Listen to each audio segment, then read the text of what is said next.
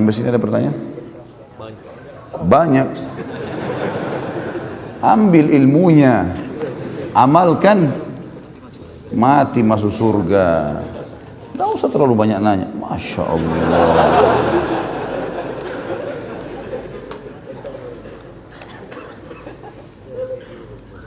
Apakah jika hendak menikah harus memiliki rasa sayang dan kecocokan terlebih dahulu, sedangkan Allah menjanjikan rasa sayang diberikan setelah pernikahan?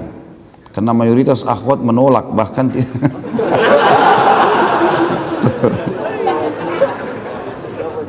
mayoritas akhwat menolak, bahkan tidak ingin menikah jika tidak cocok gitu. Apa hubungannya ini dengan baiklah, anggap masuk. Tentu saja tidak perlu, tidak cinta dan kasih sayang itu muncul setelah menikah. Pacaran itu dalam Islam setelah menikah. Menikah dulu, nanti kemudian baru kita lampiaskan, gitu kan.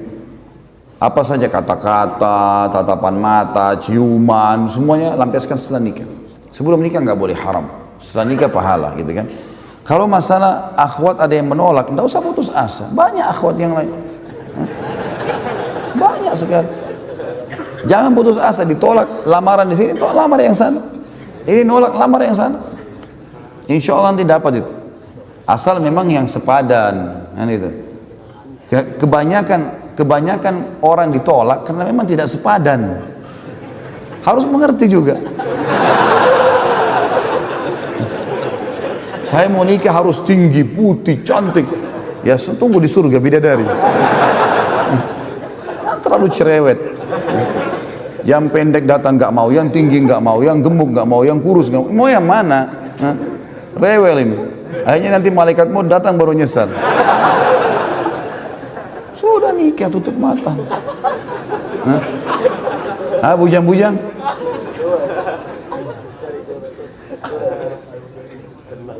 Seandainya kita benar-benar menyaksikan sepasang zina, namun kita tidak dapat menunjukkan saksi, bagaimana solusinya? Sudah, nasihati. Nggak bisa, kita nggak boleh melaporkan kalau kita nggak punya saksi, teman-teman sekalian. Dalam Islam hukumnya begitu. Kalau enggak, kita yang kena hukuman. Karena memang dalam Islam yang didahulukan adalah menutupi aib, bukan membongkar. Bukan begitu lihat zina laporin, expose, enggak. Malah tutupin. Kata Nabi SAW, "Man satara musliman, satarahullahu yaumal qiyamah." Siapa yang menutupi aib seorang muslim, aib termasuk perbuatan dosa, maka Allah akan tutupi aibnya pada hari kiamat. Tapi di sini kita bukan diam, nasihatin dia. Nggak boleh loh, ini haram gini-gini. Nasihatin, kasih buku, nasihatin dengan lisan. Kalau tidak bisa pun kita lewat memang tempat-tempat perzinahan, kita doakan saja. Semoga Allah berikan hidayah gitu. Seperti itulah ya. Kita tahu bahwa ada amal jariah, tapi saya pernah dengar mengenai dosa jariah. Benarkah ada, Ustaz? Bagaimana kita bertobat darinya? Saya tidak pernah tahu istilah dosa jariah ya. Amal jariah memang pernah ada. Tapi secara dalil bisa terjadi. Artinya ada hadis Nabi SAW yang berbunyi, siapa yang menyuruh pada kebaikan, dia akan dapat pahala. Orang yang melakukan apa yang dia serukan tanpa dikurangi sedikit pun dari pahalanya kan. Lalu Nabi SAW mengatakan, dan siapa yang menyuruh pada keburukan, dosa, maka dia akan dapat pelaku dosa itu tanpa dikurangi sedikit pun dari dosanya. Jadi bisa saja memang termasuk. Ya, jadi teman-teman sekalian, kalau orang berbuat dosa, kalaupun dia sampai berbuat dosa, dia segera taubat, dia tutupi aibnya dan jangan diajarkan ke orang lain. Ada orang jadi pahlawan dalam dosa. Nah, ya. Dia zina, dia ajak temannya berzina, dia ajarin caranya. Nanti kau begini, nanti kau begini, nanti kau begini. Ya orang itu buat dosa, dia dapat dosa. Untuk apa ini? Apa yang harus kita lakukan ketika ada teman yang berhijrahnya hanya sekedar penampilan? Bagaimana peran kita terhadap teman seperti ini? Nasihatin semuanya teman-teman. Kalau kita tahu orang ini mungkin subhanallah dia mau kebaikan, terbukti dia mengubah performanya misalnya, tapi mungkin dia butuh panduan, dia butuh sesuatu yang lebih mendongkrak dia. Makanya Allah SWT juga menyebutkan itu tentang Nabi SAW, dan kita sudah jelaskan di materi kita kemarin. Ya, walau kunta faddan ghalidhal qalbi lam faddu min hawlik. Hai Muhammad, kalau kau berkeras hati itu begini, seperti orang, walaupun itu orang pernah buat salah ya, kemudian dia minta maaf sekarang, enggak, saya enggak mau maafin, itu berkeras hati namanya. Kenapa? Untuk apa kita seperti itu? Udah orang ngaku salah, selesai, minta maaf ya sudah, maafin, seperti itulah kurang lebih. Jadi kalau ada orang-orang seperti ini mungkin dia butuh dalil, butuh kisah, butuh sesuatu yang lebih menyentuh. Tapi perubahan performanya ini menandakan dia mau kebaikan, insya Allah. Mudah-mudahan dia mau kebaikan. Jadi sangka baiklah. Dulu saya pernah menjelek-jelekan pemerintah atau presiden melalui media sosial. Setelah mengenal sunnah saya baru tahu bahwa hal itu dosa dan saya sudah bertaubat. Apa saya harus menemui presiden untuk memohon maaf? Tentu idealnya antum ketemu. Idealnya, resiko. Harus itu ideal. Kalau bisa ketemu, maaf ya saya pernah ucapin begini. Itu lebih bagus. Kalau nggak bisa, mungkin karena jarak, mungkin karena kondisi segala macam, ya sudah. Kita caranya bagaimana kalau orang itu meninggal atau tidak bisa dijangkau, atau kita tidak tahu keberadaannya, maka kita mengingat apa yang pernah kita lakukan. Misalnya kita pernah menyebutkan di media kayak tadi, maka sekarang antum sebarin di media lagi. Ya. Ungkapkan kalau itu pernyataan yang salah, atau antum sebutkan tentang kebaikan-kebaikan. Karena orang yang sudah meninggal atau orang yang hilang, ini kita dianjurkan untuk menyebut-nyebut kebaikannya, ya, dan meluruskan kesalahan kita yang lalu. Sama kalau kita pernah gosipin orang, kita pernah siapa saja, ya, bagaimana caranya? Ya kita hubungin minta maaf. Kalau nggak bisa, baik kita ingat siapa orang yang pertama kita hubungin dulu, lalu hubungin kembali. Dulu yang saya bilang itu salah ya. Ya lebih baik begitu di dunia daripada kita berusaha di akhirat. Karena di dunia gampang teman-teman, cuma bilang maafin saya ya. Kita berusaha sebutin kebaikannya, di akhirat susah ini. Di akhirat urusannya pahala kita diambil, rugi sekali. Ya kalau dia sisakan, kalau diambil semua pahalanya gimana? Kan rugi ya. Ini apa ini maksudnya? Ya Ustaz, tataplah kami yang ada di dalam majelis ini. Bila kelak di surga tidak menemukan kami, tolong tanyakan keberadaan kami. Antum beramal soleh, kita ketemu insya Allah. Tiketnya gampang, iman dan amal soleh. Tadi kita bahas itu. Dan tidak susah itu. Beriman sama Allah, nikmati halal, tinggalkan yang haram. Dapat semuanya. Janji Allah nggak mungkin salah. Ya. Dan insya Allah Allah menemukan kita di sini dan juga di sana. Bagaimana cara menghilangkan was-was syaitan yang paling ampuh Ustaz? Karena ana merasakan gangguan di dalam diri ana sendiri, seperti terkadang datang tiba-tiba pikiran kotor dan hati yang selalu berucap kotor datang dengan tiba-tiba. Lalu bagaimana cara menghilangkannya? Ini was-was syaitan. Harus isti'adah. A'udzubillahi minasyaitonirrajim. Sering ucapkan itu. Insya Allah beberapa kali diulangi akan hilang. Itu yang pertama. Yang kedua, semua fasilitas yang bisa membawa kita pada dosa itu tinggalkan. Semuanya. Teman-teman, media, apa saja. Misal perzinahan, kita mau tinggalkan. Bagaimana caranya? Tinggalkan semua teman-teman yang bisa mengajak ke situ. Tinggalkan semua fasilitas ke situ. Tontonan, lihat, segala macam. Hindari. Dan insya Allah akan aman. Tapi yang penting adalah isti'adah kepada Allah Subhanahu Wa Taala. Dan juga bentuk komunitasnya. Tinggalkan komunitas buruk tadi. Fasilitas buruk menuju kepada fasilitas yang baik dan komunitas yang baik. Saya mau bertanya tentang konsep rahmat. Mengapa orang yang tidak beriman terkadang mendapatkan rezeki melimpah, sedangkan sebagian serta kebagian dunia yang lebih dibanding orang yang beriman dan beramal saleh? Dan mengapa ada seseorang yang dilihat memiliki kemampuan dan pengetahuan mengenai agama yang cukup tinggi dan sering mengamalkan, tapi masih sering melakukan maksiat seperti zina, korupsi, riba dan lain-lain? Teman-teman sekalian, kita bagi dua potongan pertanyaan ini. Potongan yang pertama, kenapa kok ada orang yang kafir atau berbuat dosa, kita masih menemukan dia lebih baik secara rezeki daripada orang yang beriman? Saya melihat ini ketidakadilan. Antum yang bertanya ini ketidakadilan di sini. Kenapa tidak adil teman-teman sekalian? Antum coba melihat tolok ukurnya orang kafir yang sedang melimpah rezekinya dengan orang mukmin yang sedang kurang rezekinya. Nggak ketemu. Pertemukan kalau antum mau tahu rahmatnya Allah antara orang kafir yang kaya sama orang muslim yang kaya. Nah itu baru adil. Pertemukan antara orang kafir yang miskin dengan orang muslim yang miskin. Nah itu baru adil. Kalau antum melihat tetangga antum yang punya mobil Mercy karena memang dia punya perusahaan, sementara antum sebagai pegawai biasa, antum bilang saya beriman, itu orang kafir kok bisa lebih baik dari saya? Kalau antum ikutin materi yang saya sampaikan berhubungan di YouTube dengan masalah rezeki, saudaraku ini adalah rahasia rezekimu. Saya bilang di situ, dan ini pendapat para ulama yang sudah umum, rezeki itu Allah akan berikan kepada orang kafir dan orang beriman. Fir'aun dikasih melimpahkan rezekinya. Jadi raja segala macam oleh Allah. Allah bukakan kepada siapa saja yang dia inginkan. Yarzuqu may yasha'. Siapa saja yang dia mau kasih rezeki, dia kasih rezeki, kuasa Allah. Tapi antum jangan putus asa dari rahmat Allah, antum bisa minta. bisa minta dan Allah memberikan kepada kita. Tugas kita hanya minta dan menikmati teman-teman.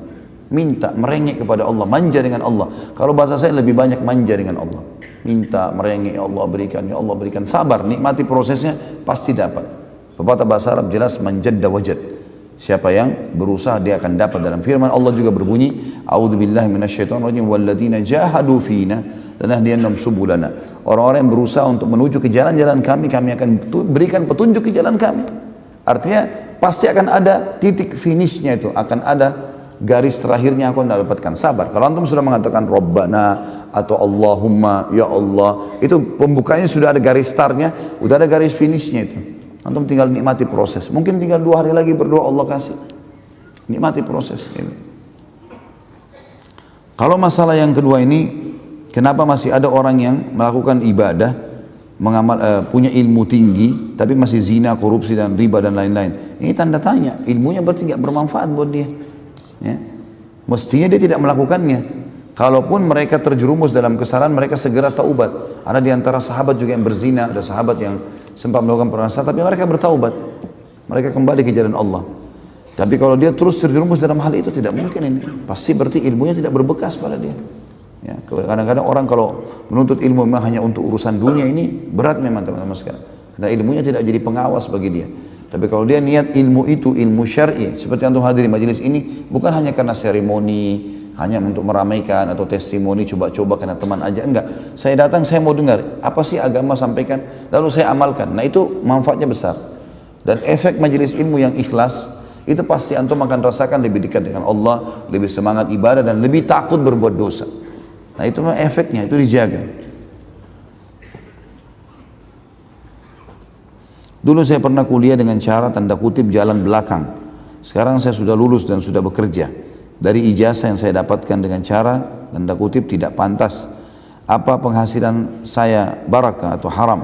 Bagaimana mengatasinya? Di sini dirincikan dulu yang dimaksud dengan cara yang tidak, cara belakang ini seperti apa. Kalau misal yang dimaksud dulu saya waktu masuk kuliah saya nyogok misalnya. Untuk masuk ya, untuk lolos. Dosa dengan sogokannya. Tapi bagaimana dengan pada saat dia kuliah? Itu hukum lain ulama bilang, dibisain. Dia kalau nuntut ilmu bagus segala macam, dia tahu, maka itu nggak ada masalah. Itu dia dosa dengan perbuatan awalnya, tapi rentetan ilmu yang dia pelajari bagus, tidak ada masalah. Tapi kalau yang antum maksudnya adalah beli ijazah, ini nggak boleh. Beli ijazah sehingga ijazah itu dipakai untuk bekerja, ijazah palsu ini nggak boleh. Jadi bedain.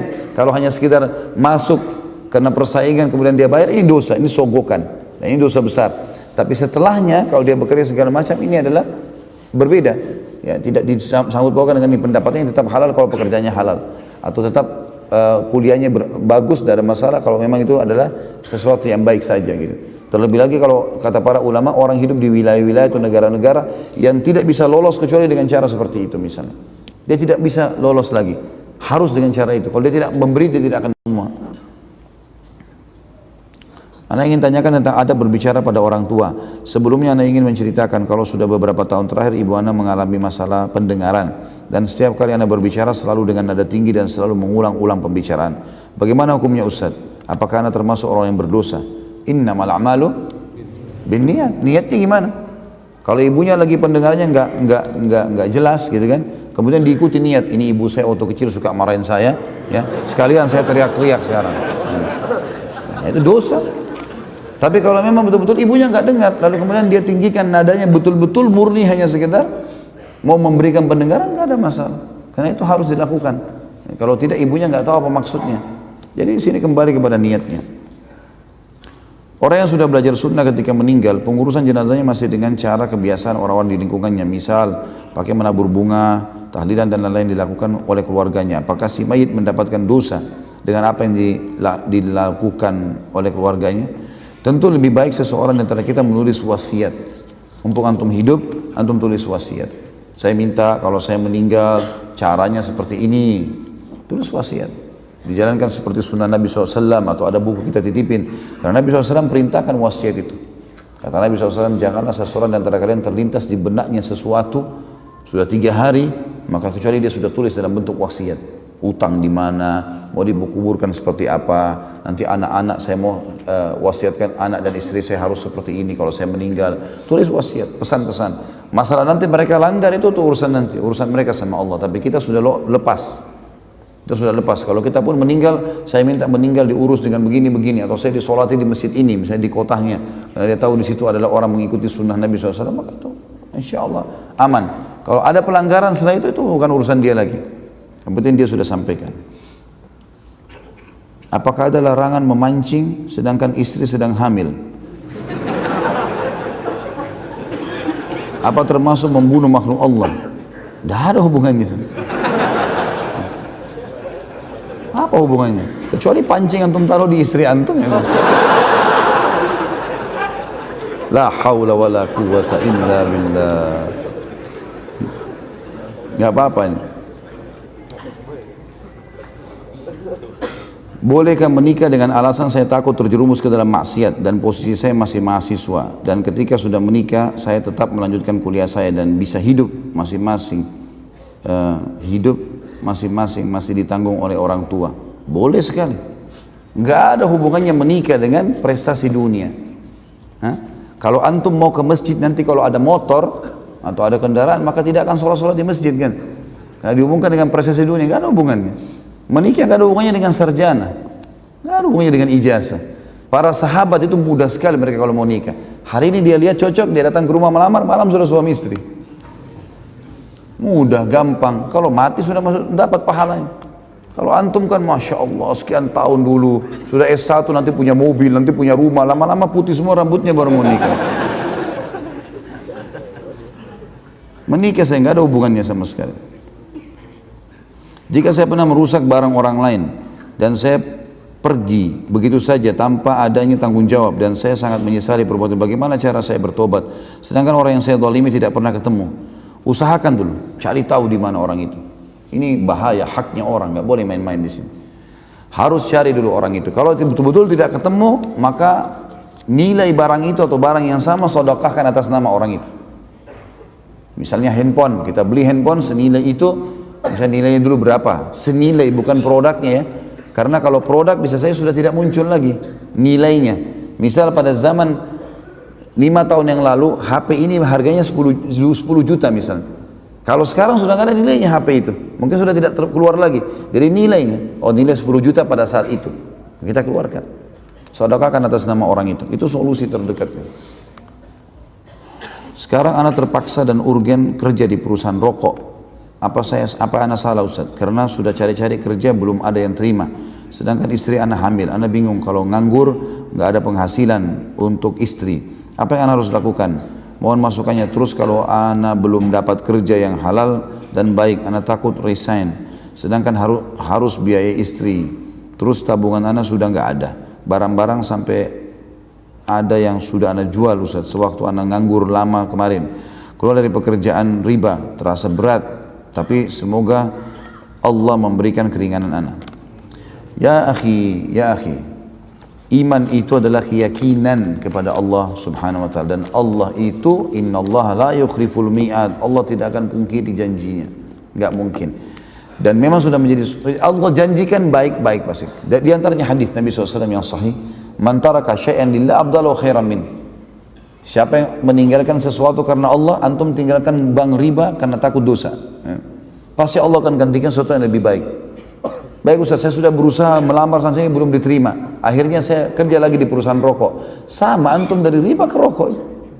Rokok sudah pernah kita jelaskan teman-teman. Ini sama saja dengan narkotika ini, tapi dilegalkan. Itu virus, bahaya sekali. Racun. Rokok tidak pakai expire. Dan sudah dipasang fotonya besar-besar situ, leher yang luka lah segala macam, menyebabkan ini, menyebabkan itu. Sudah banyak sekali ancamannya. Dan tidak ada saya temukan ulama yang kembali kepada dalil yang benar menghalalkan masalah ini. Haram. Baik, bagaimana saya biaya hidup istri saya? Harus keyakinan teman-teman. Kerja apa saja. Tidak harus itu. Cari kerja yang halal. Walaupun hanya untuk menjadi waitress dulu di sebuah rumah makan, walaupun membantu apa di bangunan, apa saja, yang penting halal. Ada seseorang ikhwah kita di Jakarta keluar dari sebuah bank konvensional. Dulu dia jabatannya sangat tinggi sampai rumahnya mewah di Jakarta, mobilnya banyak segala macam. Dia sama saya setelah dengarkan ceramah kemudian dia tinggalkan semua. Memang ada proses. Ada proses. Prosesinya memang begitu. Sama gini, kalau antum lapar, berdoa sama Allah, ya Allah, hilangkan lapar saya. Tiba-tiba laparnya hilang. Enggak mungkin. Pasti ada proses. Kita cari dulu makanan, ya. Kemudian atau ada orang yang kasih kita, lalu kita kunyah, ditelan dulu, baru hilang laparnya. Proses, nikmati proses. Saya melihat antum ini yang bertanya cuma karena kekhawatiran saja. Kekhawatiran, belum maksimal dalam berkorban. Mungkin antum selama ini kerja di Bank Kommersial misalnya 5 tahun. Sekarang baru 1 tahun resign atau 2 tahun resign. Masih belum berimbang antara pelanggaran yang pernah kita lakukan. Baik, coba dengan cara lain. Tidak mungkin. Kata Nabi SAW, siapa di antara kalian yang bertawakal kepada Allah, menyerahkan urusan perkaranya kepada Allah, benar-benar tawakal, maka pasti Allah akan berikan dia rezeki, nah, sebagaimana Allah memberikan rezeki seekor burung yang pergi pagi hari, sorenya dia balik, dia sudah punya makanan. Semut di lubangnya Allah kasih rezeki. Bagaimana antum manusia yang berakal, ya, yang Allah mengatakan fi ahsani taqwim, sempurna semuanya, lalu kemudian kita rasa kita tidak bisa. Nggak mungkin itu. Yang lebih parah teman-teman, kalau kayak gini, ini jangan ditunda risannya. Istri lagi hamil dikasih dari uang hasil gaji rokok. Ini kan bahaya sekali. Buat antum berbahaya, istri antum bahaya, antum berbahaya. Masalah jual barang, tidak usah khawatir. Jual barang sudah. Bertawakal kepada Allah Subhanahu Wa Taala. Saya kasih contoh kisah. Ada banyak kisah, diantaranya ada seorang saleh diceritakan oleh para ulama dalam kisah orang-orang saleh. Tapi saya tidak temukan namanya orang ini. Dia orang miskin sebenarnya. Dia makan juga pas-pasan dengan istri dan anaknya. Dia punya sekitar 4 anak, 4 atau 5 anak. Pas dia mau makan malam sama istri dan anak-anaknya, makanan juga pas-pasan, ada orang ketuk pintu rumahnya. Dan orang miskin juga yang ketuk. Ini orang miskin, orang susah. Begitu buka pintu dia minta makanan. Istrinya lihat ke dia, bagaimana? Makanan juga cuma 1 piring. Ini pun kalau kita makan gak cukup. Kalau kita kasih ke orang sebagian, maka sebagian kita makan, sebagian enggak. Udah kasih aja semua, kata suami. Kasih orang itu, dikasih. Rupanya berjalan waktu, di awal malam, kalau kita sekarang jam 12 malam, jam 1 malam, rupanya kelaparan, kena tak makan. Anak-anaknya nangis, istrinya susah, nangis, susah, lapar, sampai pada tingkat kelaparan nih malam itu. Lalu istrinya bilang, bagaimana jalan keluarnya? Kata suaminya, baiklah sebentar, saya coba keluar. Malam hari ini, dia keluar kemana? Ke masjid. Dia nggak kemana-mana, di masjid dekat rumahnya. Soalnya tahu dia sujud kepada Allah. Dan teman-teman sekalian berdoa kepada Allah, minta pada hal-hal walaupun kecil di mata kita. Dia berdoa mengatakan, ya Allah, Engkau mengetahui bahwasanya aku kelaparan malam ini dengan istri dan anakku, berikanlah aku makan. Minta makan sama Allah. Gitu. Dikatakan dalam kisah ini teman-teman, seorang raja di negeri itu sudah 1 minggu taubat. Dia gelisah dengan dosa-dosanya semua. 1 minggu ini dia gelisah terus taubat. Sampai pada malam itu, si raja ini dikatakan dalam kisah, tidak bisa tidur, dia bangun, dia ambil sekantong uang emasnya, dia ambil juga sekantong makanan yang paling baik yang dia miliki di istananya. Dia keluar, dia bilang, ya Allah, sebagai tanda taubatku kepadamu, maka aku akan berikan kepada orang yang layak diberikan untuk ini. Dan sebagai bentuk, aku ingin panduan padamu, aku tidak akan pegang tali kekangan kudaku. Maka kudanya pun jalan, orang raja ini keluar. Tiba-tiba kudanya ini berhenti di masjid yang ada orang tadi itu. Ini kisah nyata. Mampir, dia pun tidak tahu kenapa, zaman dulu belum ada lampu, tidak ada penerangan.